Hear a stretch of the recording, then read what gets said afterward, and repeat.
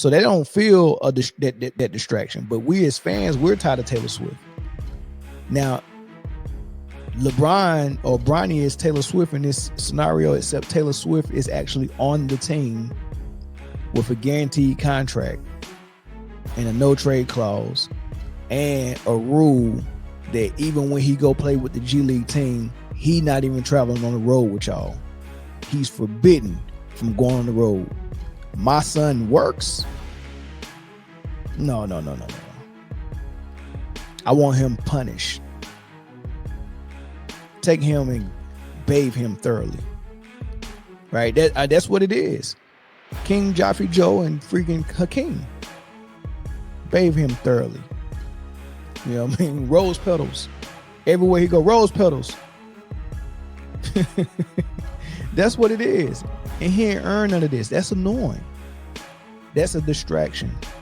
I don't care who you are, if you human, right? If you're human, you can't keep looking at that all season and be okay with it. You're gonna grow some resentment.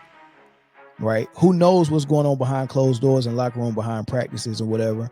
Who knows if Bronny's guarding me in practice and I'm going at him super, aggressive and I'm trying to show him he don't belong. Who knows what LeBron is saying?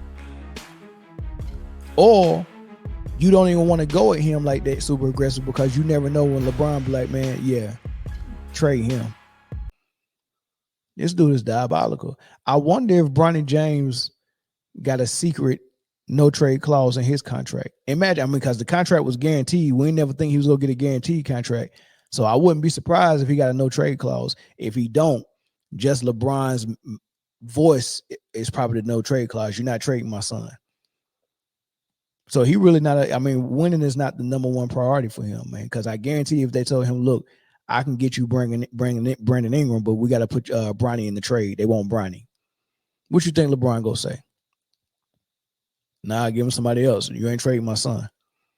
So he basically got a no trade clause. Bronny got a no trade clause. Imagine that.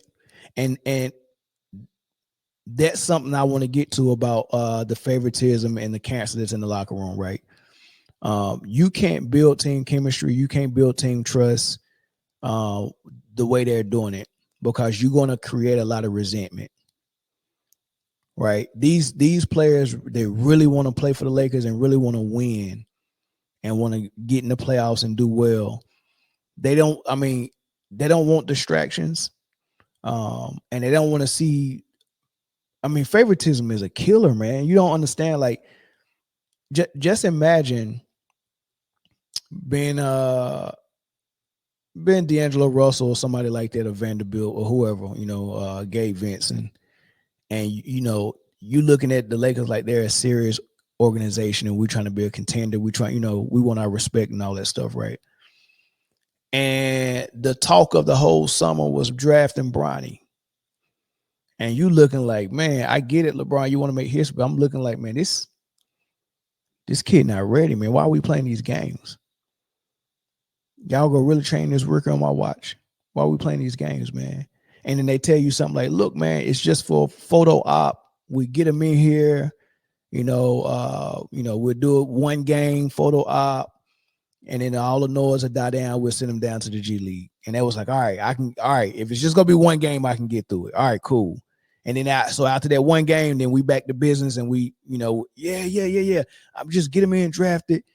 Saying that one game, make history, take the picture. Then he going down to G League. Then we ready for the playoffs. And then you like, all right, I'll stick around for that. Just to find out it ain't like that. Bronny was talked about all summer before the draft. He was talked about all during the draft. They never filmed the second round before. They only did the first round. They filmed the second round just for Bronny. Camera was on him like he was a number one draft pick. They was talking about him like he was a lottery pick. And if you are a number one pick or a lottery pick or a first round pick, and you like, is this what this business is about? Like, I'm like, seriously, like really? That's where y'all pointing y'all cameras at. We got to play that game. Like, this is what the NBA is about, really. It's become a popularity contest. Like, I mean, I get it's a business and you want to, kind of market some people, but come on, man. Like, at least market people that can actually play. Like, this is a joke. This is crazy. I mean, it's worse than when, like, the NFL, they were tired of Taylor Swift all season last year. And all she was doing was being in the press box. And the camera kept going up every time Kelsey caught a pass or caught a touchdown. The camera went up to Taylor Swift. People were annoyed by that. I can't wait for this season to be over, man. I'm tired of looking at Taylor Swift. People are annoyed by that. Imagine if they gave Taylor Swift a uniform and put her on the sideline and gave her a contract. Now imagine because right now the players that's on the field, they don't feel none of the Taylor Swift limelight because they're playing on the field and she's in the press box. They're not watching TV. We're watching TV. So the TV broadcast is showing Taylor Swift. The players don't even see none of that unless they watch the game on TV later. So they don't feel that distraction. But we as fans, we're tired of Taylor Swift.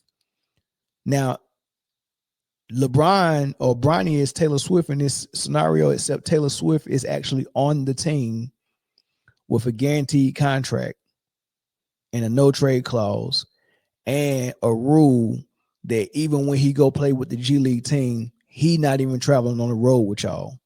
He's forbidden from going on the road. My son works. No. I want him punished.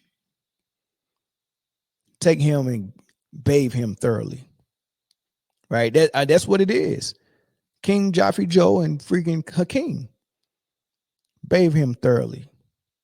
You know what I mean? Rose petals. Everywhere he go, rose petals. That's what it is. And he ain't earned none of this. That's annoying. That's a distraction. I don't care who you are. If you're human, right? If you're human, you can't keep looking at that all season and be okay with it. You're going to grow some resentment, right? Who knows what's going on behind closed doors and locker room behind practices or whatever. Who knows if Bronny's guarding me in practice and I'm going at him super, aggressive and I'm trying to show him he don't belong. Who knows what LeBron is saying? Or you don't even want to go at him like that super aggressive because you never know when LeBron be like, man, yeah, trade him. Like, you don't even know if you who you playing for. Are you playing for Jenny Buss? Are you playing for LeBron? Who's the GM? Is it LeBron? Is it Pelinka? Who's the coach? Is it Redick or is it LeBron? Like, LeBron can opt in and opt out of any role in the Laker organization whenever he wants to. He can say, hey, man, it ain't got nothing to do with me. That's the coach. But he can also tell the coach, no. Or the same thing with the GM. Hey, man, I'm not the GM, man. That's Rob Pelinka. But he can also say, hey, yeah, get him up out of here, draft him, sign him. You get what I'm saying? Like, ain't that weird? No, it's very weird, man. It's confusing as well, too, to the players, right? So yeah, I think that's what's going on. That's why this team not playing inspired basketball. They're not playing defense. They're not hustling. They're not running through a wall. They don't want to play for Redick no more. They don't want to play for LeBron no more. And I think most of it is because of the Bronny James distraction. They're tired of seeing it, man. Like, I mean, I think the G League thing was a final straw, man. Like, really, man, y'all can't even make this dude play in the G League the way everybody else does. And then just like Robert Horry said, he said, like in the preseason when we seen Quincy Alvarado play, man, he played very aggressive, very hard, very inspired basketball.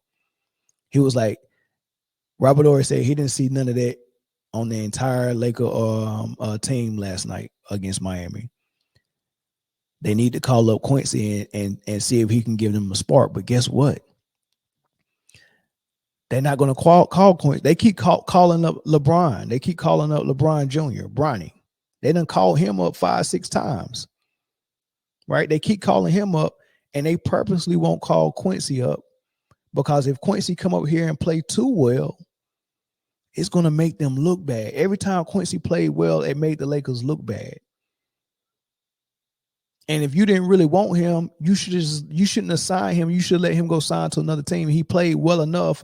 Well, I think he would have got a contract somewhere like Scottie Pippen Jr. did. You should have just let him go. But I really think they was that selfish. They was like, man, if we let him go and he really outperform and play well for some other organization, I feel like it's going to make us look too bad. So they signed him so they could shelve him. They signed him so they can put him on a shelf. Stick him in the G League. Anybody go ever see his performance. Unless they go watch Tubi. Because I think the G League game's on Tubi. You know what I mean? So I was like, man, this is crazy, man. They won't even call up Quincy. They want to give him a shot, but they keep calling up Bronny, and Bronny don't even have to travel with the G League team. Like, you can't make this stuff up. These players are tired of that. They're sick of it. And there's no other way around it, man. They're sick of it, man. Right? So I want y'all to listen to it's a podcast I was listening to where they had the numbers on Bronny James from the G League. He said that the G League put together a ranking. You know, it's only like 336 players in the G League, and they put out, you know, after the first 2-3 weeks of the season, they compiled up all the data, crunched it, and they came out with a ranking for all the players. Listen to what Bronny James ranked it. Speaking of unbelievable, they just released a stat for the first 2 weeks of the G League, and they ranked the players by their PER. That's basically how good are you playing in the G League. Out of 336 players, Bronny was 333rd. Oh, my goodness. In the G League. Oh, my goodness. Not in the NBA, in the G League. Wow. I'm not trying to pick on the kid. I want the kid to be good. He is Mario's favorite player. I want the kid to be good. But they have done him no favors. Picking him in the draft when you are 333rd out of 336 is clearly for his dad. That doesn't help him. Putting him in the NBA when he's not ready on the biggest stage with the most marketable team, that doesn't help him. And then doing this thing where he won't play road games. Like it's almost like if you were to do a plan of how you would make that kid successful, they have done the wrong thing at every step of the way. Jeff Goodman said, and he took a lot of criticism for this, but I'm going to take up for Jeff. I think he's right. He said Bronny's a nice player. If he had come back and stayed, he could have been first or second team all-conference by his senior year. Lord, I think that's a completely reasonable statement. But it also shows how ridiculous it was, Drew, that they went and got him picked. Lord have mercy, man. They went and drafted someone that his own coach said if he would have stayed all 4 years, he probably would have been second team conference, all conference. By his senior year, he probably would have been second team all conference. Lord have mercy. Lord have mercy. They went out and drafted a dude, gave him a 4-year guaranteed contract. And to this comment on screen, Sentinels Football Channel, 333 out of 336, not 666. 333 out of 336. There's only 3 players ranked below him. 3, right? And if I'm correct, I think 2 of them are hurt. So let that sink in. Let that sink in, man. That's crazy, man. That's insane. What are we doing, Lakers? And this is why the team is in shambles, man. What is the priority here? You got people here that want to win, and you got people playing for contracts, and it's not even a real thing. It's just a circle. It's not even real. Like, it's not real. Like, what are we doing? Are we trying to win? You bring this JJ Redick dude in. It's just a joke. It's just a joke, man. Phone lines are open. Let's get some phone calls in here. Let's talk about Robert Ory. Let's talk about number 333, blank man. Lord have mercy. I mean, this is just it's unfortunate, man. I wouldn't want to play for the organization. I wouldn't want to be on that team. Like seriously, I mean, you can't escape it. It's like a dark shadow, a dark cloud following you. You can't escape it. It's oh man, there's Bronny, there's LeBron. They both are. There's JJ. All three of them dudes, the unholy trinity. All three of them dudes. I wouldn't want to be nowhere around them for no basketball team. I mean, it is. I mean, it's some of the worst. I mean, this is crazy, bro. All for one photo op game. 4-year contract for one picture with the Griffies. And a lot of embarrassment. And that's a roster spot you could have used. Actually, if they would have just got rid of LeBron 2-3 years ago, LeBron making probably 50 mil this year. So 50 mil for LeBron, 4 mil for Brian. Well, I think he's making 1 mil a year. So 50, roughly $50 million that would be cap space. They could have brought someone in to help AD. Caller from Utah, what's good? Hey man, man, you need to chill out, man. You're hating on Bronny, dog. according to the dude that had the paperwork the other day, LeBron, Bronny numbers, his stats, his per game stats, man, don't suggest he's 333 ranked in the G League, bro. You wrong, man. You wrong. Hey, well, I mean, I just try to speak from a honest heart, man. It's just, I mean, it's honest thoughts, man. Very honest. Man, it's crazy. Because before the season, some of my coworkers, they big LeBron fans. And so, of course, they regurgitate what ESPN is saying about Bronny and the whole Lakers thing and how this is, what I'm saying? Like, Bronny's going to be good. He's going to be okay. Now when I go into work, they try to avoid me. They want to talk about everything else but what's going on with the Lakers, man. They want to talk about football and college football. Hey, look. So I'll be quiet for a minute. I'll be like, yeah, but what about the Lakers though? Oh, there you go, man. Like, nah, let's talk about it. Nah, where that energy at? I want that energy that I had, that y'all had all summer. Like, hey, I want that energy. What's going on? But that's the thing. You can't even talk basketball with them because they won't even be honest and just come out and say, you know what? The Lakers are messed up, man. Yeah, it's a messed up organization. And unfortunately for them, it won't get fixed until LeBron retires, man. Yeah. There's no fix for it. And then the thing, Jeannie Buss, like, man, whoever's in her ear, they ain't no good friend, man. They ain't no good, man. They're no good. It's LeBron. LeBron sweet talking them. I mean, I can't think of. I can't think of how these decisions are made. Like, yeah. It's all about money. It's all about selling the seat. Yeah, that's probably what it is. But when have the Lakers ever had an issue selling seats though? Yeah. Or attracting talent. If they would have moved off LeBron, I guarantee you, any of those all-stars, superstars that's from LA, they would have ran to go play with AD for the Lakers. DeMar DeRozan would have came. Paul George would have came. Kawhi probably would have came. Westbrook probably would have came. Harden probably would have came. They could have got any of them LA dudes. Yeah. Right? They could have. They probably could have got LaMelo Ball. Or Zach LaVine. Yeah. They would have loved to do that. Let me ask you this. Because I was thinking about this earlier today. when I seen Brandon Ingram sign with Clutch, Yeah.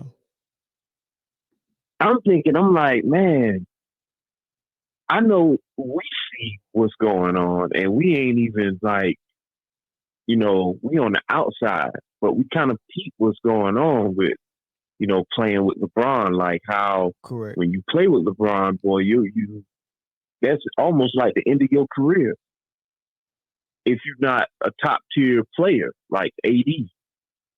And so, why do these players keep going to play with this guy, knowing like just Well, let me ask that question for you. If Rich Paul came to you and said, "Look, we got Jenny Buss in our back pocket, so you sign with us, whatever contract you think you deserve, I can make sure you get it from Jenny. She just writing checks. Whatever I tell her to write. Come on, we just got Bronny a guaranteed contract. We just got him drafted just for one game to play with his dad. We got Jenny Buss in our back pocket. Sign with Clutch. We go get you something close to the max."